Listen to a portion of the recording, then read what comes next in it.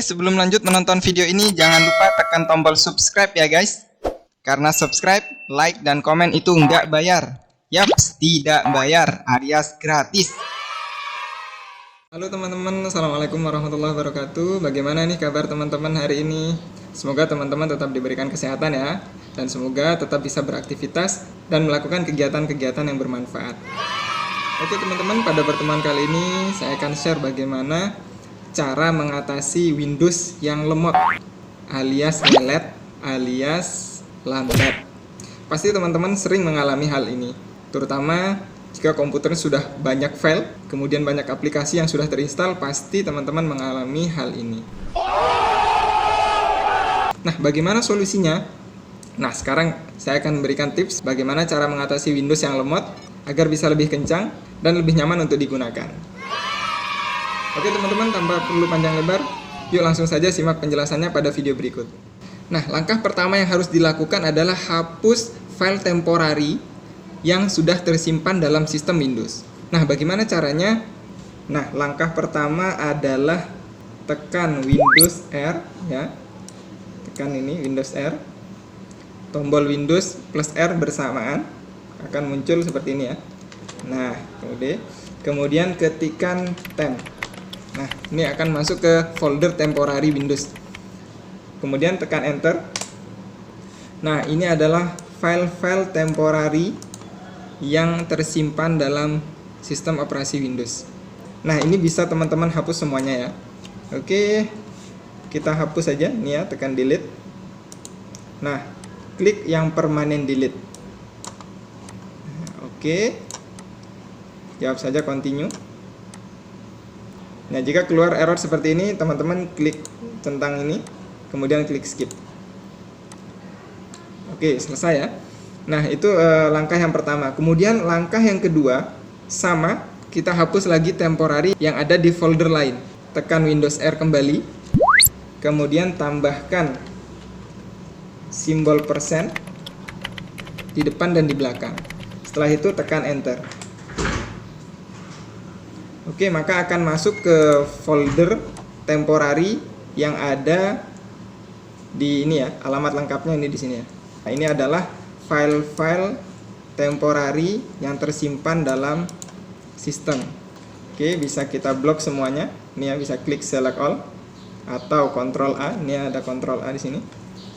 Bisa klik select all, kemudian klik permanently delete. Oke, ini ada 202 item file sampah yang ada di sistem. Kemudian kita klik yes. Oke, jika keluar notifikasi seperti ini, teman-teman bisa klik ini, kemudian klik skip. Nah, ini ya teman-teman ya. 2 langkah sudah kita lakukan untuk menghapus file temporarinya. Kemudian langkah berikutnya sama, kita klik lagi Windows R. Kemudian ketikkan prefetch. Setelah itu tekan enter. Nah, di sini ada konfirmasi ya, you don't have permission to access this folder. Jadi Anda tidak memiliki akses ke folder ini. Kemudian klik saja continue. Nah, maka akan langsung dibawa ke folder prefetch yang ada di dalam sistem Windows ya. Ini juga sama teman-teman, ini juga file-file sampah yang ada di sistem Windows yang juga memberatkan kinerja Windows kita. Oke, sama kita blok. Kita blok terlebih dahulu semuanya. Ini ya. Klik Ctrl A, kemudian tekan delete permanen. Oke, ada 249 item ya. Berarti sudah ada 500 file yang tidak terpakai yang ada di sistem kita yang memberatkan sistem komputer kita. Oke, tekan yes saja. Jika ada konfirmasi seperti ini, tekan skip. Oke, sudah tinggal langkah yang kita lakukan teman-teman. Kemudian langkah berikutnya adalah menghapus file yang ada di dalam recycle bin. Tentunya teman-teman pernah melakukan hal ini ya. Nah, misalnya saya akan menghapus file ini ya, tugas surat undangan.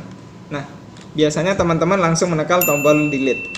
Nah, filenya sudah terhapus. Tapi teman-teman, jika kita hanya menekan tombol delete seperti itu, file itu sebenarnya masih bisa dikembalikan ya. Jadi tidak benar-benar terhapus. Jadi file yang tadi itu pindah kemana? Jadi semua file yang kita hapus dengan menekan tombol delete tadi itu pindah ke recycle bin, jadi tempat sampah ya. Nah ini dia. Nah ini bisa kita urutkan tanggal penghapusannya. Ini adalah file yang baru saja kita hapus ya teman-teman. Nah ini bisa kita kembalikan dengan cara klik restore. Jadi seperti itu ya teman-teman ya. Nah file-file ini agar benar-benar terhapus, kita harus kosongkan teman-teman. Jadi kotak sampah ini sebenarnya masih tersimpan dalam sistem, dan ini juga memberatkan kinerja sistem komputer kita. Bayangkan teman-teman, ada berapa giga yang ada di sini. Nah, di sini ada banyak file ya. Ini ada 800 mega. Jika penyimpanan kita sedikit, maka file-file ini sangat berpengaruh terhadap kinerja komputer kita. Nah, caranya adalah untuk membersihkan file yang ada di kotak sampah ini, kita klik empty recycle bin. Oke, delete all, yes. Nah, tunggu beberapa saat sampai benar-benar terhapus di dalam kotak sampah ini ya teman-teman. Oke, kotak sampahnya sudah bersih dan logo di kotak sampah ini sudah berubah menjadi kosong. Nah seperti itu ya teman-teman ya, untuk membersihkan recycle bin atau kotak sampah pada sistem komputer Windows kita. Nah langkah berikutnya yang harus dilakukan adalah kita optimasi hard disk yang ada dalam sistem komputer kita. Nah bagaimana caranya? Teman-teman pilih drive C-nya, ini ya, klik kanan pada drive C-nya, kemudian klik properties. Nah akan keluar tampilan seperti ini teman-teman. Kemudian setelah itu klik tool dan klik optimize. Nah oke, akan keluar kotak dialog lagi seperti ini. Nah setelah itu teman-teman bisa klik optimize pada drive yang ada di sini ya. Nah, klik optimize. Tunggu sampai proses selesai. Oke ya.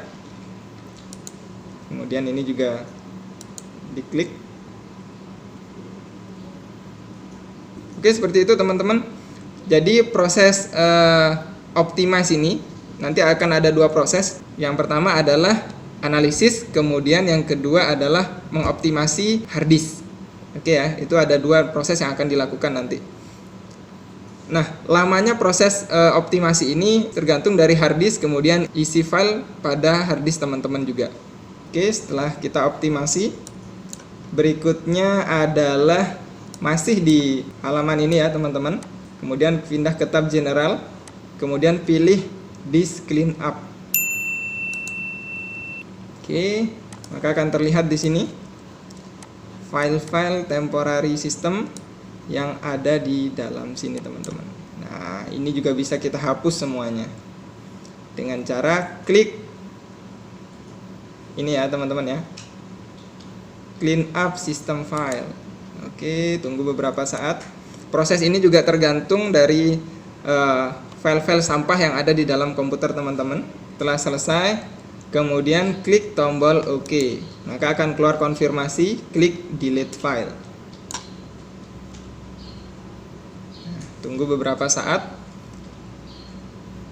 Oke, seperti itu teman-teman untuk melakukan disk clean up. Jadi akan terjadi proses pembersihan secara sistem yang dilakukan oleh aplikasi disk clean up ini. Berikutnya adalah yang tidak kalah penting adalah langkah ini teman-teman. Ini sangat berpengaruh terhadap kinerja komputer yang teman-teman sekarang sedang pakai. Oke, langkah pertama kita buka Explorer terlebih dahulu. Kemudian pada icon di PC ini kita klik kanan, kemudian pilih Properties. Nah, di sini teman-teman pilih Advanced System Setting. Ini ya, klik. Nah, di sini akan keluar kotak dialog lagi. Nah, pada bagian performance ini ya, performance ya, klik setting. Nah, kemudian pindah ke opsi adjust for best performance. Oke, seperti itu teman-teman.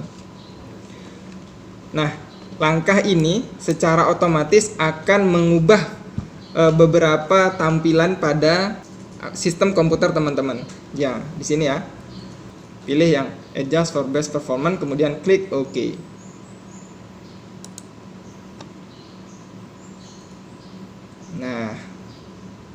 Nah, teman-teman bisa lihat di sini ya, terjadi perbedaan ya.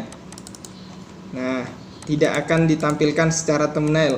Jadi fotonya juga tidak akan ditampilkan secara langsung karena ini juga membutuhkan proses preview gambar yang cukup, membuat kinerja sistem juga semakin lambat. Nah, ini ya, akan terjadi banyak perbedaan di sini. Nah, ketika drag juga tidak akan ditampilkan kotak dialognya, jadi transparan seperti ini. Nah, ini juga berpengaruh untuk mempercepat kinerja komputer kita, teman-teman. Nah, jika beberapa langkah yang tadi sudah saya jabarkan sudah teman-teman lakukan, kemudian kinerja komputer teman-teman juga masih lemot juga, ada kemungkinan sistem Windows yang teman-teman pakai sekarang sudah mengalami kerusakan atau korup. Nah, untuk mengatasi itu teman-teman bisa install ulang kembali Windows teman-teman. Nah, ini adalah langkah terakhir yang bisa dilakukan jika komputer teman-teman juga masih terasa lambat.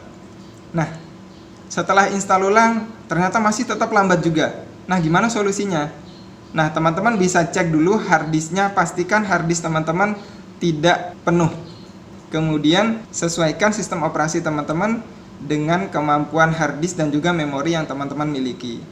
Jangan sampai teman-teman menggunakan sistem operasi yang berat dengan spesifikasi komputer yang rendah. Jadi jangan sampai seperti itu teman-teman. Karena kinerja yang akan diberikan oleh komputer tersebut tidak akan maksimal. Nah, teman-teman juga bisa mengganti harddisk teman-teman yang sekarang pakai dengan solid state drive atau yang lebih dikenal dengan SSD. Nah, teman-teman nanti bisa browsing-browsing sendiri terkait kelebihan dari SSD ini. Yang jelas SSD ini jauh lebih kencang daripada HDD atau harddisk. Tentunya harganya juga sedikit lebih mahal daripada harddisk biasa.